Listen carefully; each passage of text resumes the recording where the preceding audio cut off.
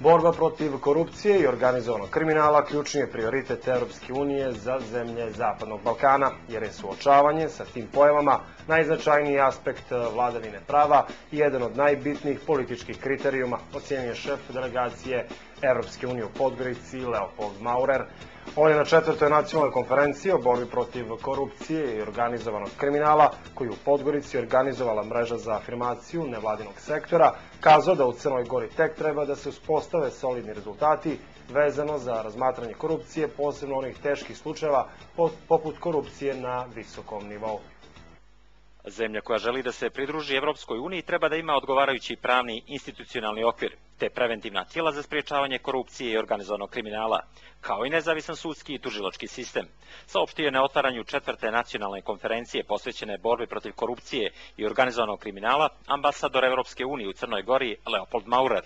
On kaže da je u Crnoj Gori napravljen napredak u borbi protiv korupcije i organizovanog kriminala, usvajanjem novog zakona o krivičnom postupku, ali i dodaje da generalno gledano država mora da napravi dalje napore kako bi obezbedila punu nezavisnost sudskog sistema i sprovođenje postojećeg zakonodavstva. Crna Gora mora da stvori, da napravi konkretne aktivnosti na terenu da bi se borila protiv korupcije i organizovanog kriminala. I ovo će biti u pravljenju mišljenja Evropske komisije vezano za aplikaciju Crne Gore za članstvo u Evropskoj uniji. I američki ambasador Roderick Moore naveo je da crnogorski međunarodni partneri očekuju vidljive rezultate Crne Gore u borbi protiv korupcije i organizovanog kriminala. Očekivaće da se uvede više odgovornosti i transparentnosti u rad vlade. Očekivaće da se obračunate sa interesima moćnih i privedete pravdi one koje zloupotrebljavaju javno povjerenje za ličnu korist. Očekivaće da korumpirani funkcioneri završe u zatvoru.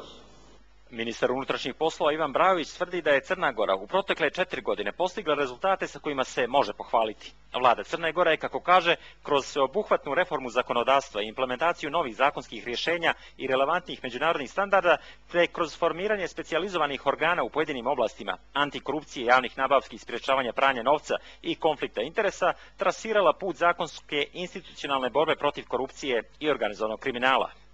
Dakle, zakonski i institucionalno smo stvorili sve pretpostavke za borbu protiv svih oblika kriminala i korupcije, a uz reformu policije i policijskih organa, mislim da je Crna Gora uradila ono što svaka demokratska zemlja mora da uradi da bi postala demokratska.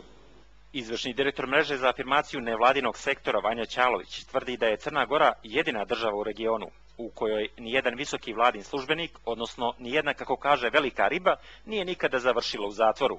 U kome u zatvoru završavaju najniži nivoi administracije, službenici lokalnih samouprava, lokalni građevinski inspektori ili saobraćajni policajci ili već ljudi koji se nalaze na najnižem nivou društvene hijerarhije, a u svakom slučaju ne ljudi koji donose odluke, ljudi koji imaju moć, niti ljudi koji se nalaze na vrhu kriminalne piramide.